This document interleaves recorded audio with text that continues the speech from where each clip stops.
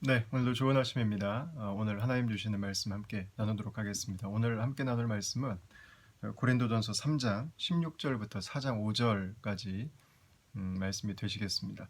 여러분, 이번 한 주간 동안 저희가 고린도전서 말씀을 쭉 묵상하고 있는데 이제 어떤 날들은 그 본문 중심으로만 말씀을 나눴는데, 오늘까지 사도 바울이 계속해서 이번 한 주간 동안 저희가 묵상했던 고린도전서 내용을 기록했던 것은요, 교회 하나됨에 대한 이야기였습니다. 저희가 월요일 날 함께 나눴던 말씀 중에 사도 바울이 인사를 하고 그 다음에 감사를 하죠. 그 다음에 간구를 하는데 이게 8절에 나옵니다. 1장 8절. 주께서 너희를 우리 주 예수 그리스도의 날에 책망할 것이 없는 자로 끝까지 경고하게 하시리라. 너희를 불러 그의 아들 예수 그리스도 우리 주와 더불어 교제하게 하시는 하나님은 미쁘시도다 그랬습니다. 이 말은 바꿔서 말하면 이들에게는 지금 책망할 것이 있다는 것입니다.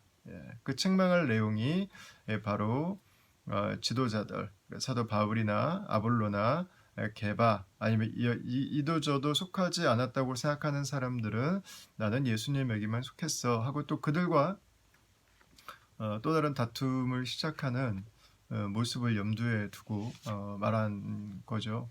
그러니까 바울이 십자가의 복음을 이야기한 이유는 어떻게 성령으로 십자가의 은혜와 십자가의 능력으로 구원받은 우리가 나뉠 수 있느냐는 것입니다. 사도 바울이 직분에 대해서 이야기를 하는 이유는 직분자들은 하나님께서 하신 일을 예수 그리스도의 복음을 수종드는 사람이지 그분의 교회를 섬기는 사람이지 그 리더들을 중심으로 해서 나뉘라고 하나님이 세워주신 사람이 아니라는 것입니다. 하나님의 깊은 것인 성령, 하나님의 깊은 것까지도 통달하신 성령을 통해서 구원받은 우리가 어떻게 하나님의 하나로 세우신 교회를 나눌 수 있느냐는 것입니다.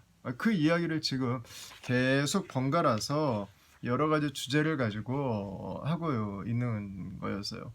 그러니까 고린도 교회가 가지고 있었던 가장 큰 문제, 바울이 이렇게 다급하게 편지를 보낼 수밖에 없었던 문제가 뭔지를 알게 되죠. 1장 10절 보면은 바울이 바로 꺼내는 이야기가 이겁니다. 형제들아, 내가 우리 주 예수 그리스도의 이름으로 너희를 권하노니 모두가 같은 말을 하고 너희 가운데 분쟁이 없이 같은 마음과 같은 뜻으로 온전히 합하라 하는 것이었습니다. 그리고 이제 오늘 본문으로 넘어오게 되면 3장 16절부터입니다. 너희는 너희가 하나님의 성전인 것과 하나님의 성령이 너희 안에 계시는 것을 알지 못하느냐.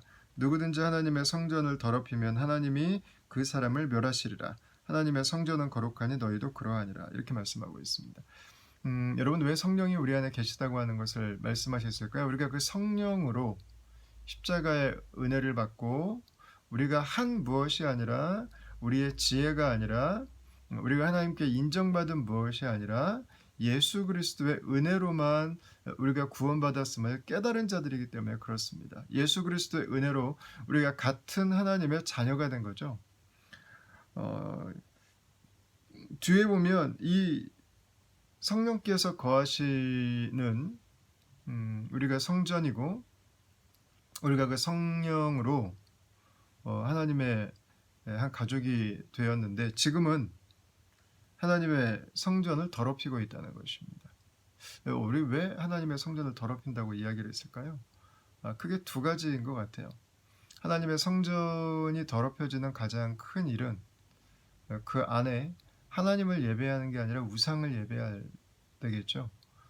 중간기 시대에 하스모니안 그 시리아 지역을 다스리고 있던 완전히 헬라 왕조입니다. 시리아는 지금은 아랍어를 사용하지만 그때는 완전히 헬라어를 사용했습니다.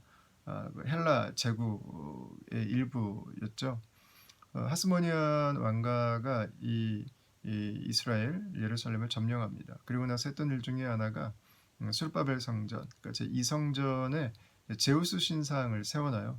이것 때문에 이스라엘 백성들이 다 들고 일어나고 그리고 마카비 혁명이 이제 그때 일어나게 되죠.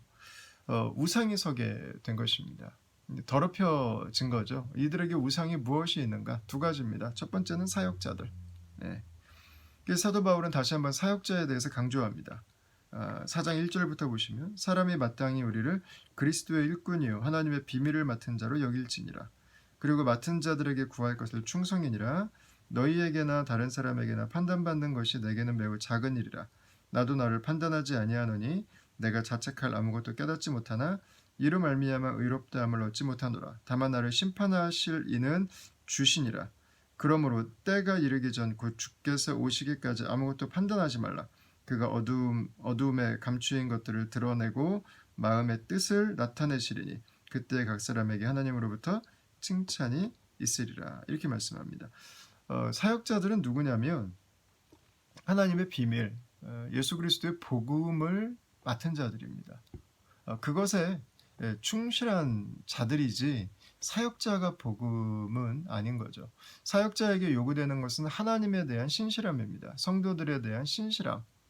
그래서 사도 바울은 갈라디아서에서 하나님을 기쁘게 할까 사람들을 기쁘게 할까 이 사이에서 그는 하나님을 기쁘게 하는 자가 되어야 된다고 이야기를 하죠. 맞죠? 사역자들은 복음 안에서 섬기는 사람들이지 사람들에게 인기를 얻거나 인기에 영업하기 위해서 섬기는 사람들은 아니죠. 그래서 우리는 복음 안에서 사역자들이 자신의 자리를 지키고 하나님의 말씀 사역을 감당하도록 그들이 그 자리를 지킬 수 있도록 해야 되는 거죠. 특별히 사역자들을 향해서 판단하지 말라고 이야기를 합니다. 어떤 사역자는 어떻고 어떤 사역자는 어쩌고에 대해서 이야기하지 말라는 거예요. 여러분 첫 번째는 그렇게 그 마음에 들기 시작하면 복음이 더 이상 들리지 않습니다. 또 하나는 하나님께서 판단하실 거기 때문에 그렇습니다. 사람들의 판단이 아니라 복음과 하나님 앞에서 얼마나 신실했는지에 대한 판단은 하나님께서 하신다는 것입니다. 그래서 사역자들을 우상으로 삼거나 사역자들을 통해서 내가 인정받으려고 하거나 사역자들이 나를 알아주고 내 믿음이 사역자에 따라서 움직이는 것들에 대해서 바울은 지금 경계하라고 우리한테 알려주고 있는 거죠. 사역자도 성도도 모두 다 그리스도를 섬기는 사람들입니다. 그리스도의 은혜 안에 있는 사람들입니다. 그 은혜의 충만함 가운데서 만나고 그 은혜의 기쁨 가운데서 만나면 되는 거죠. 그 은혜의 넘치는 감격 가운데서 함께 만나면 되는 거죠. 사역자에게 기대해야 되는 것은 하나님의 말씀입니다.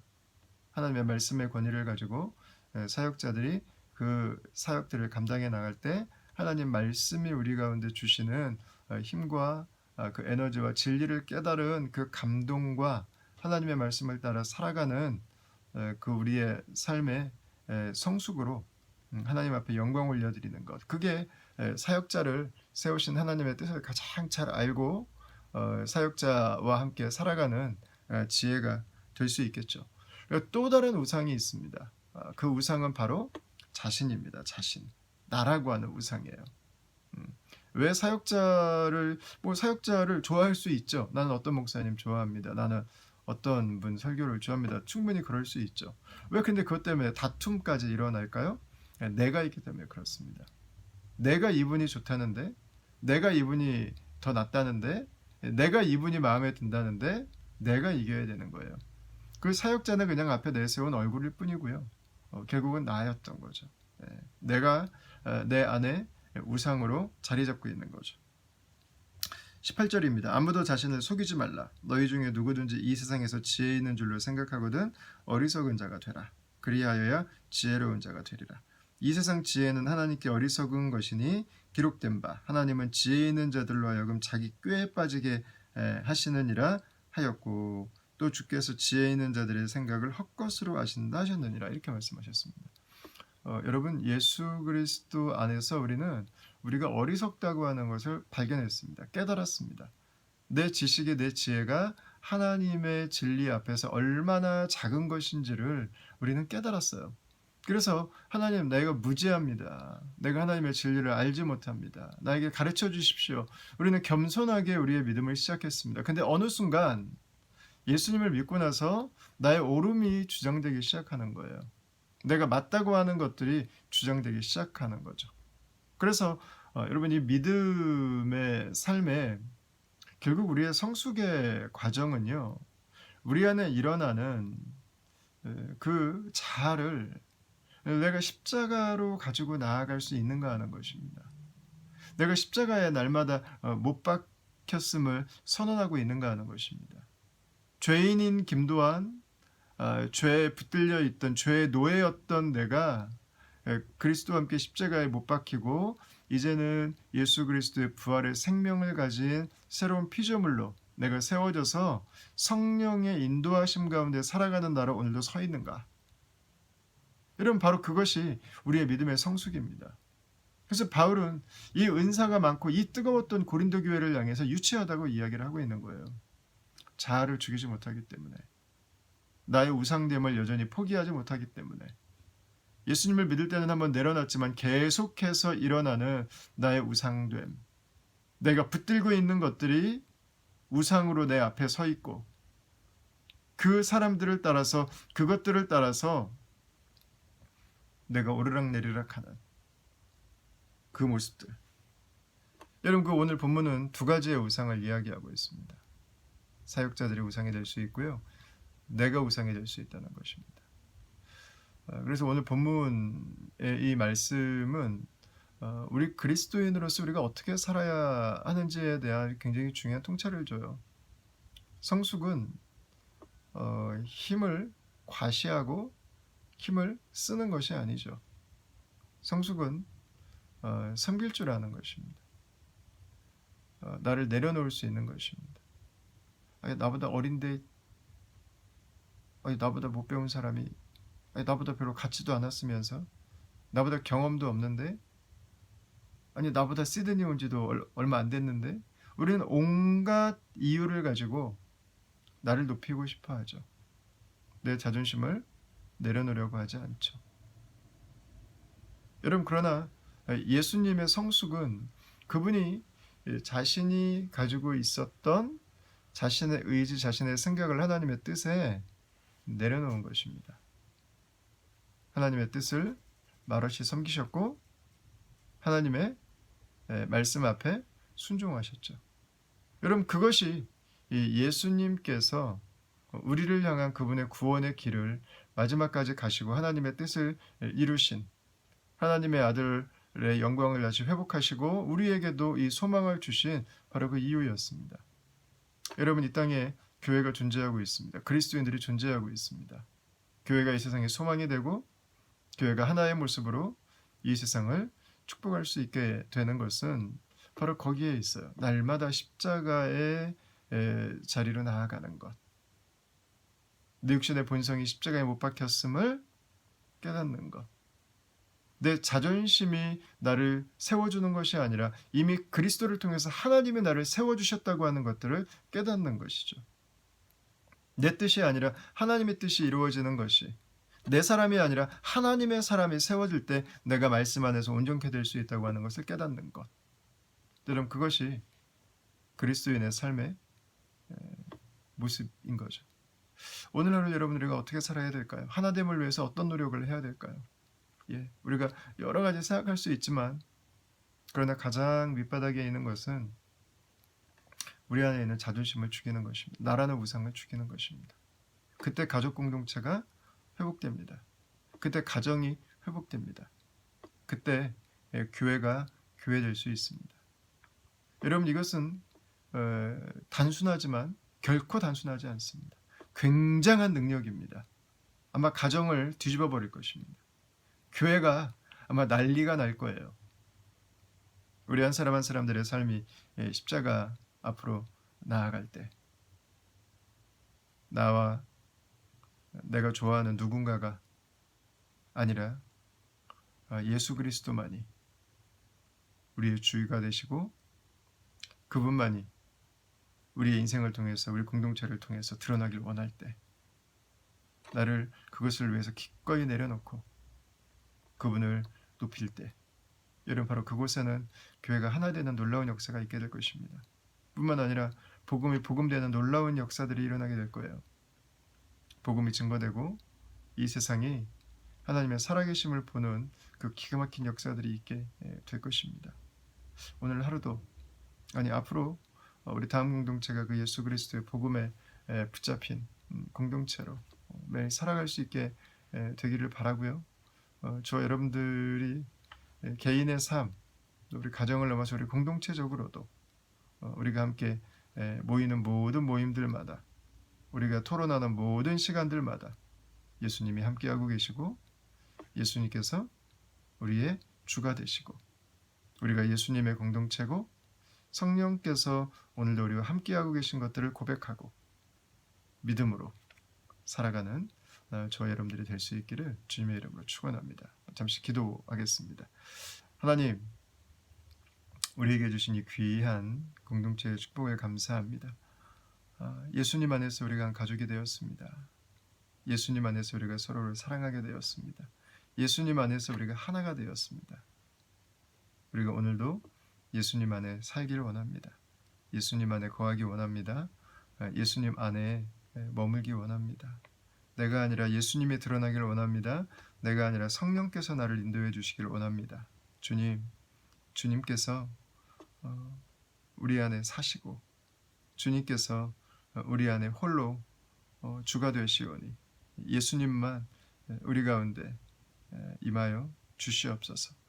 하나님, 우리의 작은 언어, 작은 생각들까지도 예수님으로 채워지게 하여 주시고 우리 공동체가 함께 예배하고 함께 주를 섬기는 그 모든 곳에서 우리가 주님을 높이고 우리가 주의 뜻을 바라고 우리가 성령 안에 거하기를 원할 때 하나님 바로 그곳에 예수 그리스도의 십자가로 말미암아 우리가 하나 되어지고 우리가 하나님의 놀라운 능력을 경험하는 역사들이 일어나게 하여 주시옵소서. 감사하고 예수님 이름으로 기도합니다. 아멘. 여러분 감사하고 사랑합니다. 그리고 말씀 사역자들을 그래도 너무 남부듯 하지 마시고 많이 사랑해 주시고 기도해 주시고 그리고 여러분 축복의 마음으로 지금까지 하셨던 것처럼 그렇게 대해 주셨으면 감사하겠습니다. 오늘 토요일인데 오늘도 행복하게 보내시고 요즘 날씨 싸늘한데 여러분 따뜻하게 입으시고 또 안에만 앉아 계시면 몸 웅크리기 좋습니다. 그래서 여러분 좀 일어나셔서 움직이시고 또 운동도 하셨으면 좋겠습니다. 저는 내일 예배 시간에 또 여러분 뵐 수 있도록 하겠습니다. 여러분 사랑합니다. 축복합니다.